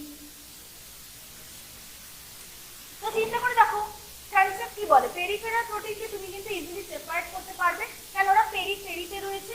আর ইন্টিগ্রাল প্রোটিনকে বা ট্রান্সফার প্রোটিনকে তুমি ইজিলি সেপারেট করতে পারছো না, কারণ কি ওরা পুরোপুরি এমবেডেড হয়ে রয়েছে প্রপারলি। তো এটা হলো peripheral protein and transfer protein. তাছাড়া আমরা কি হচ্ছে কোলেস্টেরল দেখতে পাই, কোলেস্টেরল দেখতে পাই। তাছাড়া আরো কিছু কিছু কার্বোহাইড্রেটের ব্রাঞ্চেস দেখা যায়। অনেক সময় সেই কার্বোহাইড্রেটের ব্রাঞ্চগুলো প্রোটিনের সাথে যুক্ত, তাহলে বলবো গ্লাইকোপ্রোটিন। তখন এই টার্মটা কিন্তু প্রোটিন প্লাস কার্বোহাইড্রেট, তাহলে কি বললাম গ্লাইকোপ্রোটিন মিন্স কি হচ্ছে প্রোটিন প্লাস কার্বোহাইড্রেট। আর গ্লাইকোলিপিড, লিপিড প্লাস কার্বোহাইড্রেট, তাহলে সেটাকে বলবো কি গ্লাইকোলিপিড। তাহলে এইটা হচ্ছে। এরপরে দেখো ফ্লুইড মোজাইক টার্মটা কেন আসছে, ফ্লুইডিটি কে প্রোভাইড করছে, সেটা হচ্ছে ফসফোলিপিড বাইলেয়ার। এই যে ফসফোলিপিড বাইলেয়ারটা ফ্লুইডিটি, অ্যাকচুয়ালি এদের মধ্যে আনস্যাচুরেটেড ফ্যাটি অ্যাসিডস থাকে। আনস্যাচুরেটেড মানে যাদের মধ্যে ডাবল বন্ড থাকে, যেসব ফ্যাটি অ্যাসিড বলে আনস্যাচুরেটেড ফ্যাটি অ্যাসিড। তো আনস্যাচুরেটেড ফ্যাটি অ্যাসিডের জন্য একটা ফ্লুইডিটি ব্যাপার আসছে। আর তাদের মধ্যে প্রোটিনস গুলো দেখো এরকম বিভিন্ন রকম পজিশনে, ডিফারেন্ট পজিশনে এমবেডেড রয়েছে, তাহলে কি মোজাইক অ্যাপিয়ারেন্স ক্রিয়েট করছে, সেই জন্য এটাকে বলছি ফ্লুইড মোজাইক মডেল। তাহলে সেল মেমব্রেনের function, cell membrane actually selectively permeable. Cell wall যেমন পারমিয়েবল ছিল, এই কিন্তু সিলেক্টিভলি পারমিয়েবল, যাকে কিছু সবাইকে অ্যালাউ করে না। মাথায় রাখবে সেল মেমব্রেন কিন্তু সবাইকে অ্যালাউ করবে না, যাদেরকে চেনে তাদেরকেই সেলের মধ্যে ঢোকাবে, বাকিদের বলে দেবে যে আমি অ্যালাউ করবো না, কারণ কি বিভিন্ন রকম ধরো এক্সক্রিটারি ম্যাটেরিয়ালস বা ড্রাগস চলে এলো, তাহলে সেগুলোকে কিন্তু সে অ্যালাউ করবে না। এবার তার জন্য cell membrane passive transport, active transport. Passive ট্রান্সপোর্টে তোমার যেরকম নিউট্রাল মলিকিউলস বা ওয়াটারকে তোমার অসমোসিস প্রসেস থ্রু এন্টার করাচ্ছে, বা অ্যাক্টিভ ট্রান্সপোর্টের মধ্যে যেমন সোডিয়াম পটাশিয়াম পাম্প থ্রু বিভিন্ন রকম আয়ন্সকে এন্টার করাচ্ছে। অ্যাক্টিভ ট্রান্সপোর্টের ক্ষেত্রে তোমার এনার্জি স্পেন্ড করতে হচ্ছে, প্যাসিভ ট্রান্সপোর্টের ক্ষেত্রে তোমার কিন্তু এনার্জি লাগছে না। এগুলো হচ্ছে একটা বেসিক কনসেপ্ট। তাহলে আমাদের সেল বাউন্ডারিজ নিয়ে হয়ে গেল। এরপরে যে পোর্শনটায় যাচ্ছি, cytosol physical activity of the cell. সেলের যত রকম ফিজিক্যাল অ্যাক্টিভিটি হয় কি ওই সাইটোসলসের মধ্যে হয়। সাইটোসল একটা জেমিনাইন ম্যাট্রিক্স, যেটা বলছে প্রোটোপ্লাজমের মধ্যে দুটো ডিভিশন থাকছে, কি কি সাইটোপ্লাজম আর নিউক্লিয়াসের মধ্যে নিউক্লিওপ্লাজম। প্রোটোপ্লাজমের ডিভিশন, সাইটোপ্লাজমের মধ্যে আবার ডিভিশন কি কি থাকছে, সাইটোসল যেটা জেমিনাইন ম্যাট্রিক্স। আর কি থাকছে মাথা রাখো, সেল অর্গানেলস গুলো থাকছে। তাছাড়া কি থাকছে সেল ইনক্লুশন। সেল অর্গানস গুলো লিভিং, সেল ইনক্লুশন গুলো কি হচ্ছে basically non living organ, non living object. তো এই যে সেল অর্গানেলস এর মধ্যে এরপরে যেটা আমরা পড়বো, সেটা ফার্স্ট পড়বো হচ্ছে কি আমাদের ডাবল মেমব্রেন বা সেল অর্গান। তো এরপরে যেটা বলছিলাম যে একটু আগে, যে সব সেলসের নিউক্লিয়াস নেই, যেমন আরবিসি, শিট সেলস, কিছু কিছু সেলসে আবার যেমন বললাম যে যদি অনেকগুলো নিউক্লিয়াস ফিউজ হয়ে যেটা মাল্টি নিউক্লিয়েটেড স্টেজ ক্রিয়েট করে, coenocyte in case of plant, syncytium in case of animals. তো সিনোসাইটের মধ্যে এক্সাম্পল বলতে পারি বাউটেরিয়া, এটা হচ্ছে অ্যালগি। আর সিনফিশিয়ামের মধ্যে হচ্ছে প্লাজমোডিয়াম, একটা এটা প্যারামিশিয়াম হচ্ছে একটা এক্সাম্পল অ্যানিমাল সেলসের ক্ষেত্রে। সিনথিসিয়াম ওয়ার্ডটা ইউজ করছি, যেখানে কি হচ্ছে মেনলি নিউক্লিয়ার ক্যারিওকাইনেসিস আমরা অনেকবার মাল্টিপল টাইপসে হচ্ছে, মানে মাল্টিপল টাইমে হচ্ছে, অনেকগুলো ক্যারিওকাইনেসিস হচ্ছে, বাট উইদাউট সাইটোকাইনেসিস। ক্যারিওকাইনেসিস মানে এটা সেল ডিভিশন চ্যাপ্টারে আমরা পড়বো। ক্যারিওকাইনেসিস মানে নিউক্লিয়ার ডিভিশন, সাইটোকাইনেসিস মানে সাইটোপ্লাজমের ডিভিশন। তো এইটা হলো নিউক্লিয়াসের ব্যাপারে। আরবিসির মধ্যে নিউক্লিয়াস থাকে না, মাইটোকন্ড্রিয়া থাকে না, সেন্ট্রিওল থাকে না। তো এইগুলো তো আরবিসির মধ্যে থাকে না কেন? রিজনটা বলেছিলাম যে ওকে মেনলি হিমোগ্লোবিন কন্টেন করতে হবে। হিমোগ্লোবিনের সাথে তবে অক্সিজেন, অক্সিহিমোগ্লোবিন কম্পোনেন্ট ফর্মেশন করবে এবং তার ফলে অক্সিজেনটা ট্রান্সপোর্টেড হবে টুয়ার্ডস দ্য সেল এবং সেল কি করবে? এনার্জি প্রোডাকশন করবে। তো নিউক্লিয়াস যেটা হচ্ছে ব্রেন অফ দ্য সেল। এই নিউক্লিয়াসটা সবার আগে ইম্পর্টেন্টলি পড়াচ্ছি। কেন? নিউক্লিয়াস থেকে আমি দেখছি প্রত্যেকবার অনেকগুলো কোশ্চেন এসে থাকে। ধরো নিউক্লিয়াস এর মধ্যে আমি কি দেখতে পাচ্ছি? একটা স্ফেরিক্যাল বডি, যেটাকে আমরা বলবো কি? নিউক্লিওলাস। সেটাকে আমরা কি বলবো? নিউক্লিওলাস। এই যে স্ফেরিক্যাল বডি এবং বাইরে নিউক্লিয়াস এই যে অর্গানেলটা আছে এটা কিন্তু ডাবল মেমব্রেন বাউন্ড, মানে বাইরের একটা মেমব্রেন থাকছে আউটার মেমব্রেন, ভেতরে একটা মেমব্রেন থাকছে, এটাকে বলছে ইনার মেমব্রেন। ঠিক আছে, ভেতরে একদম তাদের মাধ্যমে স্পেসটা রয়েছে পেরিনিউক্লিয়াস স্পেস।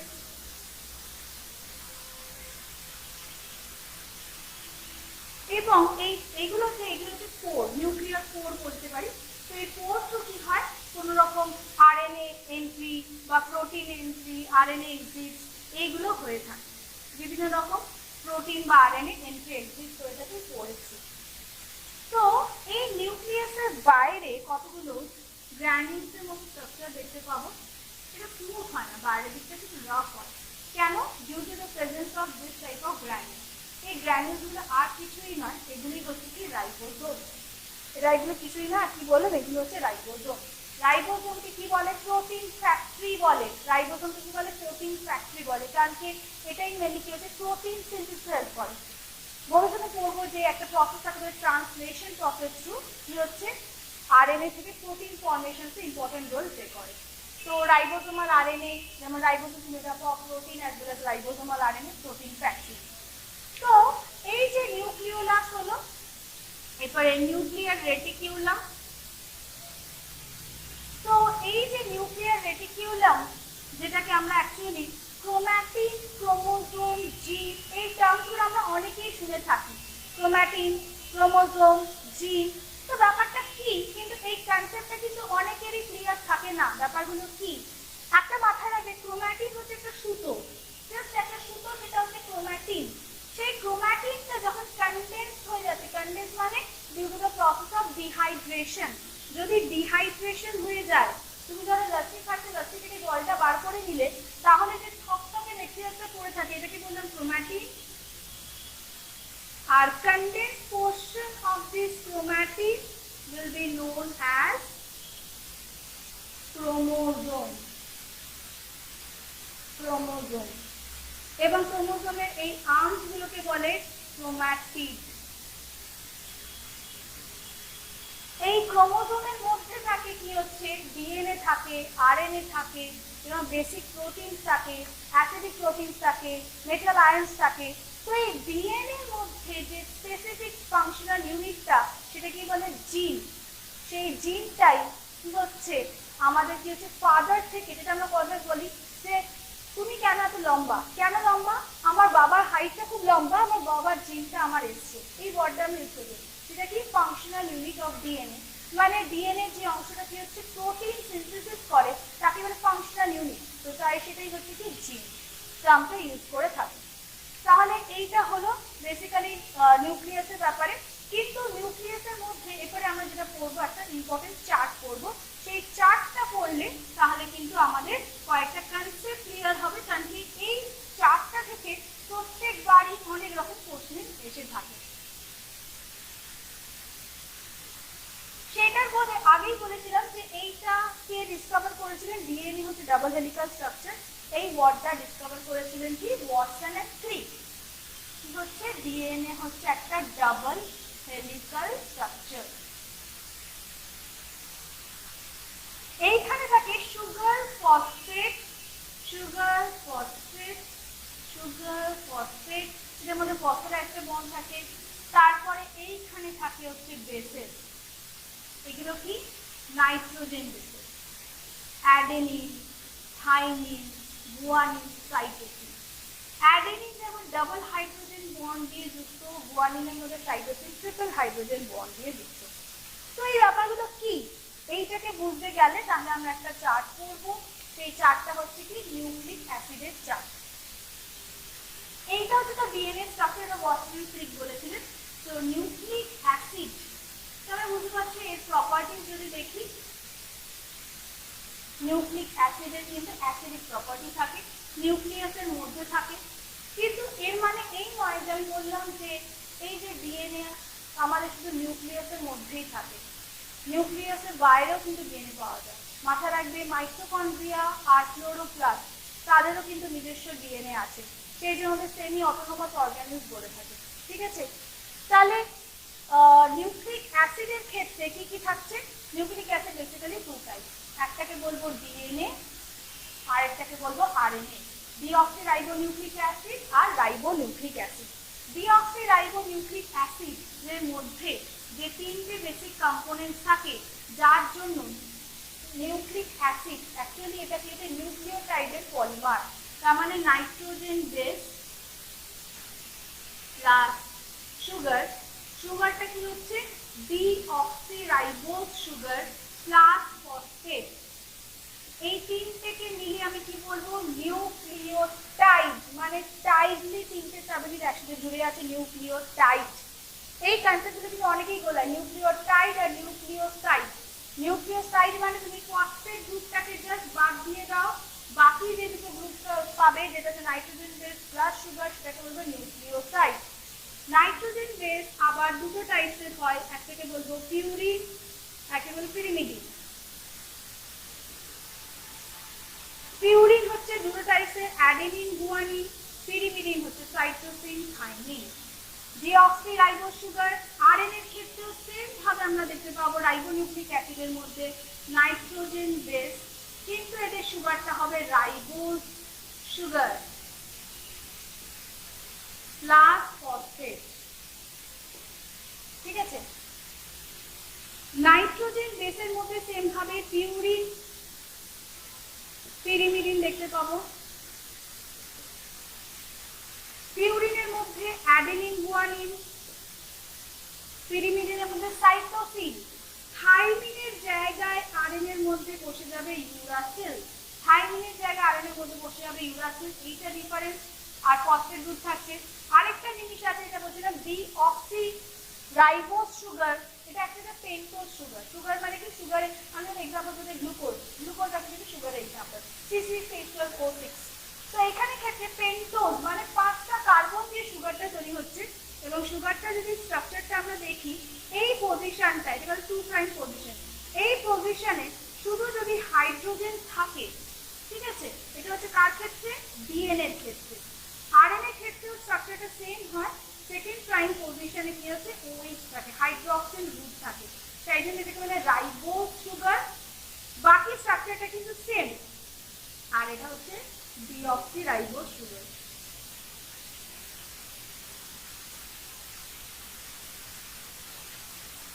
তাহলে অ্যাডেনিন এর থাইমিন কিভাবে বন্ধনী, এগুলো কি যে বন্ডগুলো দিয়েছে এগুলোকে বলে hydrogen bond, hydrogen bond.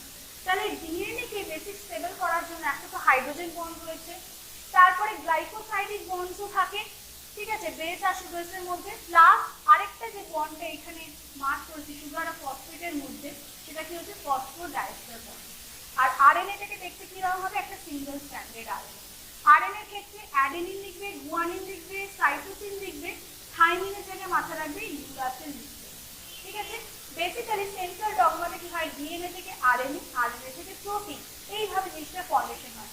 DNA থেকে ডিএনএ রেপ্লিকেশন, ডিএনএ থেকে আরএনএ ট্রান্সক্রিপশন, আরএনএ থেকে বেসিক জিনিস, এই চারটা কিন্তু ভেরি ভেরি ইম্পর্টেন্ট। প্রত্যেকবার কিন্তু এই রিলেটেড কিন্তু প্রচুর প্রশ্ন এসে থাকে।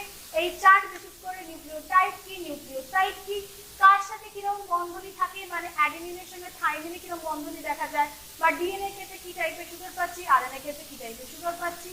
এইটা হচ্ছে আমাদের নিউক্লিয়াসের মেন কনসেপ্ট। এরপরে যে কনসেপ্ট অর্গানিজটা পড়াবো সেটা হচ্ছে ডাবল মেমব্রেন অর্গানিজ, মাইটোকন্ড্রিয়া। তো নিউক্লিয়াসকে কি বলে? Brain of the cell. যে মেন রেগুলেট করছে ব্রেনটাকে আগে পড়ালাম, ব্রেনের পরে তারপরে মাইটোকন্ড্রিয়া মানে কোষের শক্তি ঘর, মানে power house of the cell. এটাও কি বললাম? Double membrane bound cell organelles. তাহলে এখানেও তোমরা কি হচ্ছে দুটো মেমব্রেন দেবে, আউটার মেমব্রেনসে পোরিন প্রেজেন্ট থাকে এবং ইনার মেমব্রেনসে পোরিন অ্যাবসেন্ট থাকে।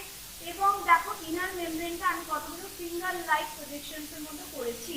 এই ইনার মেমব্রেন যে ফিঙ্গার লাইক প্রজেকশন, এগুলোকে বলে হচ্ছে ক্রিস্টি।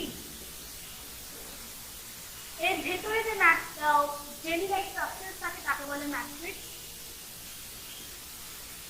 এই ক্রিস্টির মধ্যে আমরা যদি দেখি, এই ক্রিস্টির সাথে কতগুলো টেনিস র্যাকেটের মতো দেখতে কতগুলো পার্টিকেল দেখতে পাবো, যাকে F0 F1 পার্টিকেলস বলে বা অক্সিজোনস বলে, যেগুলো মেনলি তোমার এটিপি প্রোডাকশনসে ইম্পর্টেন্ট রোল প্লে করে, অক্সিডেটিভ ফসফোরাইলেশন।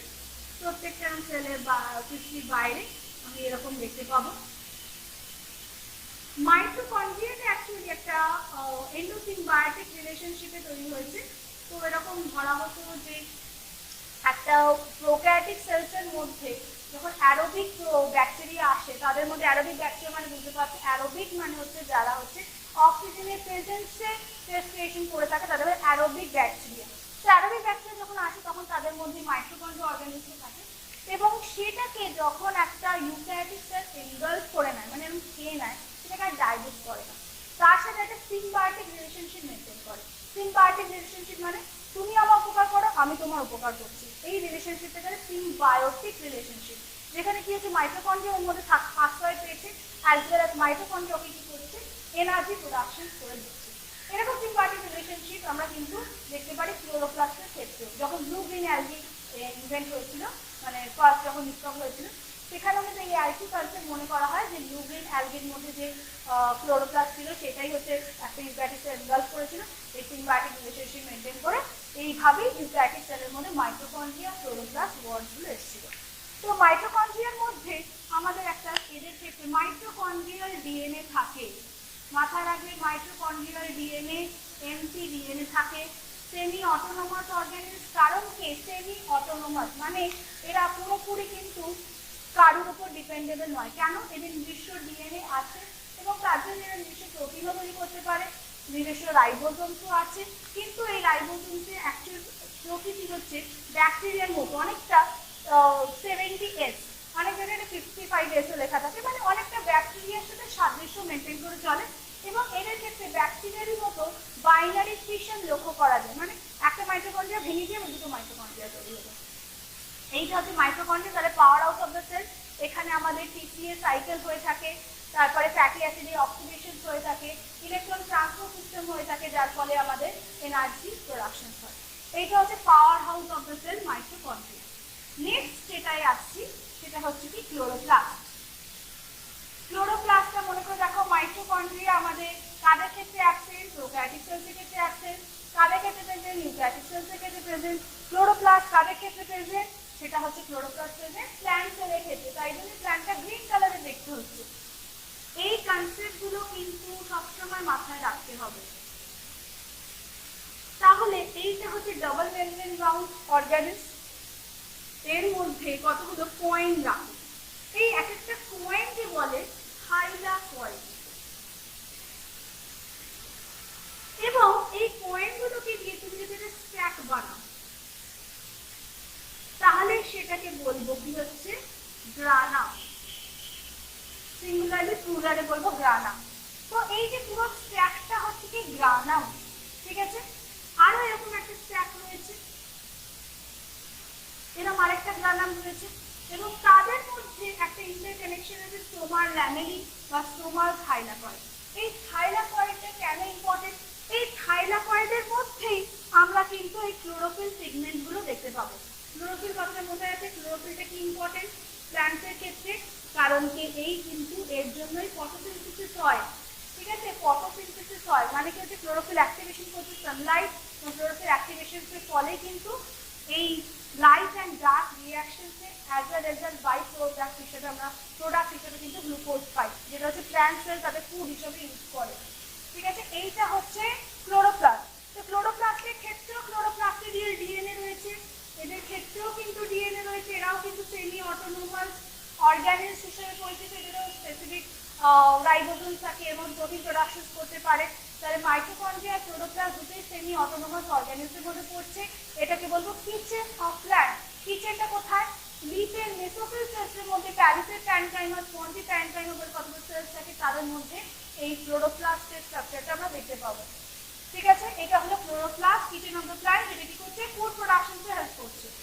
তাহলে double membrane bound cell organelles আমাদের হয়ে গেল। এরপরে চলে আসবো single membrane bound cell organelles. Single membrane bound cell অর্গানেলসের স্টার্টিংটা করব একটা নিউক্লিয়াস থেকে। নিউক্লিয়াস আমরা অলরেডি একটু আগে পড়েছি।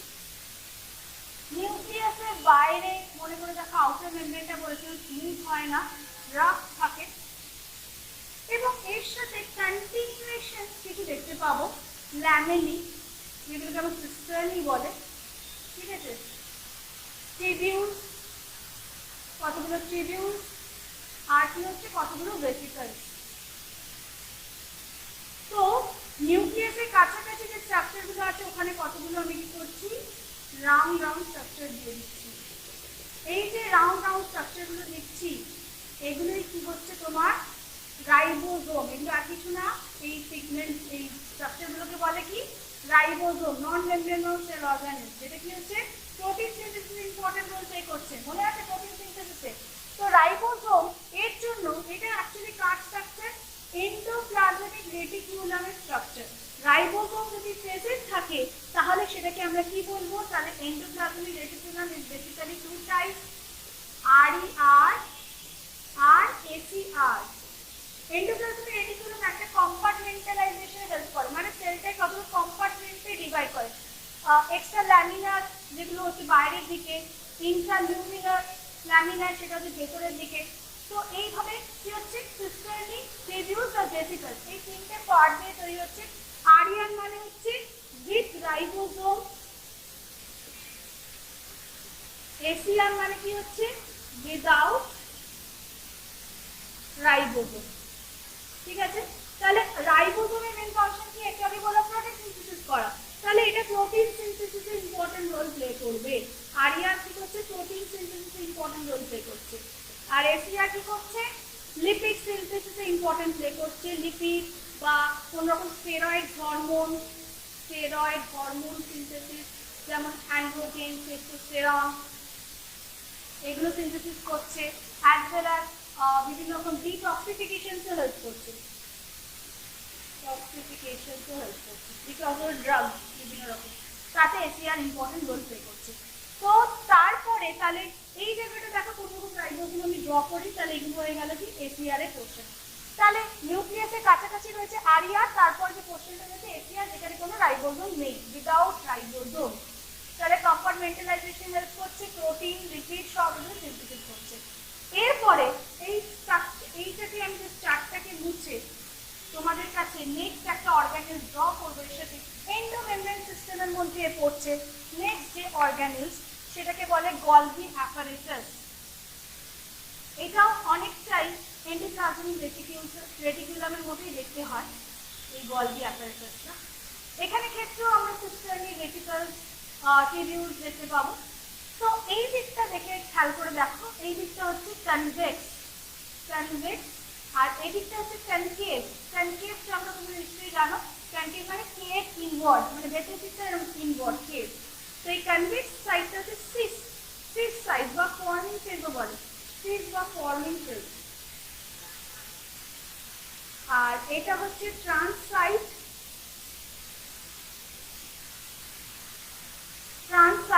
ঠিক আছে। তো কি হয় মেনলি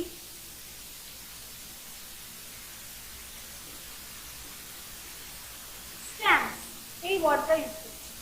তো এখানে কি হচ্ছে সিনথেসিসে হেল্প করে, গলজি অ্যাপারেটাস। ক্যামেলিয়া গলজি বলে সায়েন্টিস্ট আছে, উনি ফার্স্ট এটাকে ইনভেন্ট করেন, যিনি ক্যামেলিয়া গলজি নামেই গলজি অ্যাপারেটাস নামটা আছে। সিনথেসিস, দেন ট্রান্সপোর্ট, স্ট্যাম্প, ঠিক আছে। দেন অ্যাক্রোজোম ফর্মেশন। অ্যাক্রোজোম হচ্ছে স্পার্ম সেলসের মাথার উপরে এরকম একটা টুপির মতো অংশ থাকে। এই যে ধরো স্পার্ম সেলের নিউক্লিয়াস, তার মাথার উপর যে টুপিটা থাকে, এই পোর্শনটা হচ্ছে কি অ্যাক্রোজোম বলে। তো Golgi apparatus acrosome formation important role play করে। তারপরে মেটা মডিফিকেশন, মডিফিকেশন মডিফিকেশন ঠিক আছে। তারপরে হচ্ছে সিনথেসিস অফ প্লাজমা মেমব্রেন,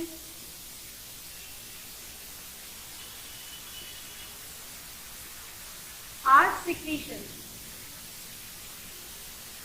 তো মডিফিকেশনের মধ্যে গ্লাইকোসাইলেশন আর গ্লাইকোসাইডেশন দুটো টাইপস আছে। গ্লাইকোসাইলেশন, গ্লাইকোসাইলেশন, আরেকটা কি বললাম, গ্লাইকোসাইডেশন।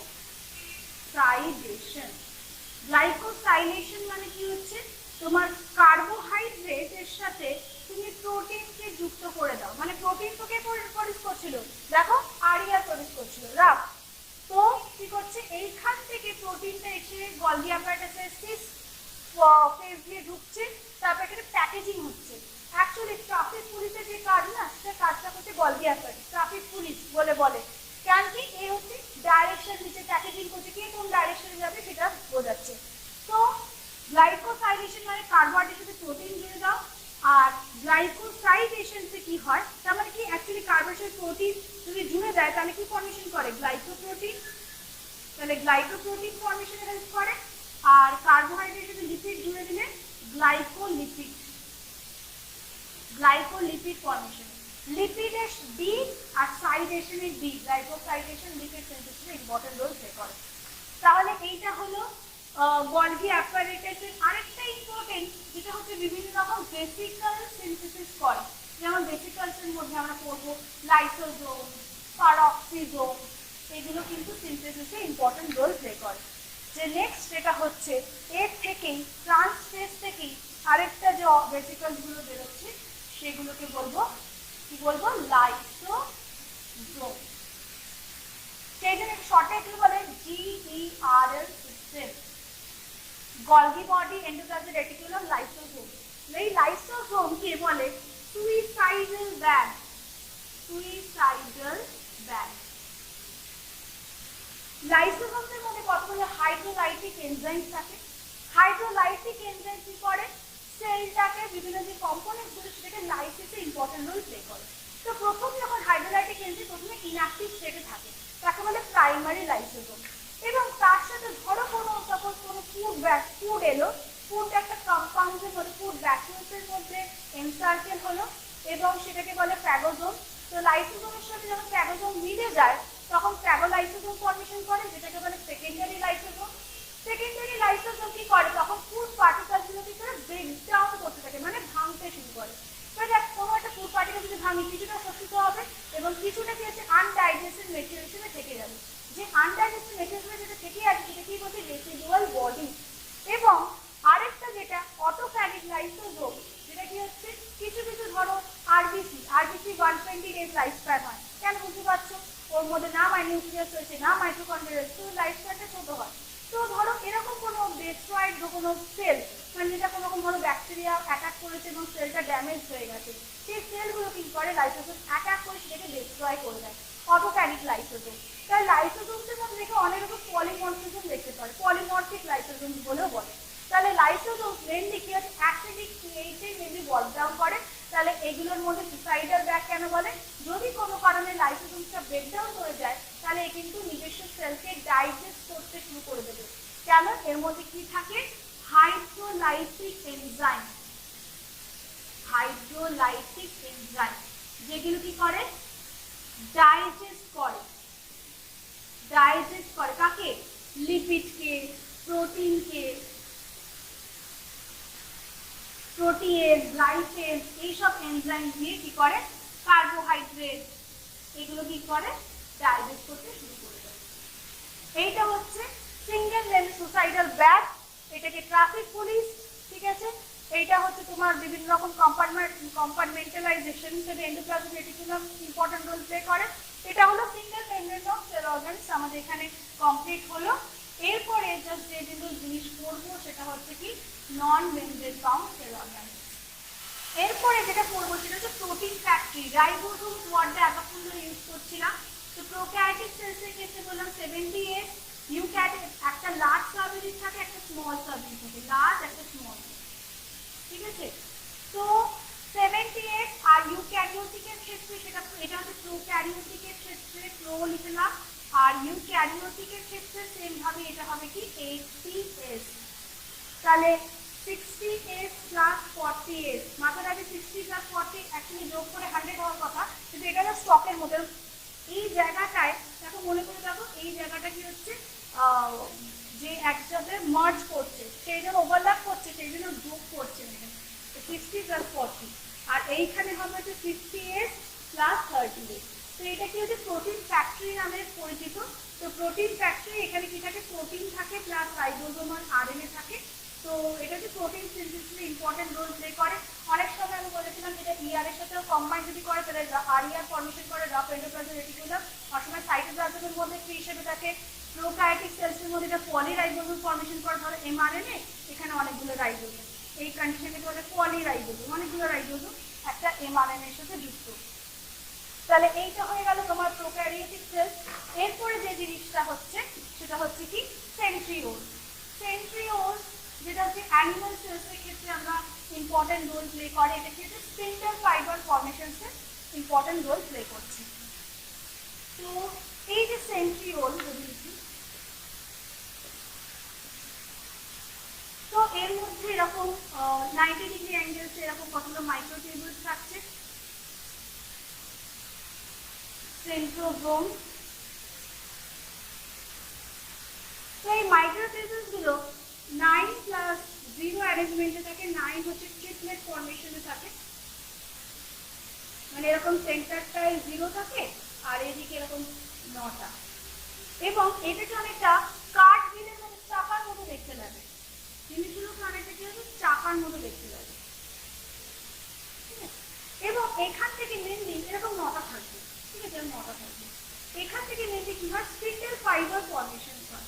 স্পিন্ডল ফাইবার অ্যাকচুয়ালি কি করে, ধরো এই যে ধরো ক্রোমোজোমস রয়েছে, ক্রোমোজোমসে যেটা দিয়ে অ্যাটাচ থাকে তাকে সেন্ট্রোমিয়ার বলে।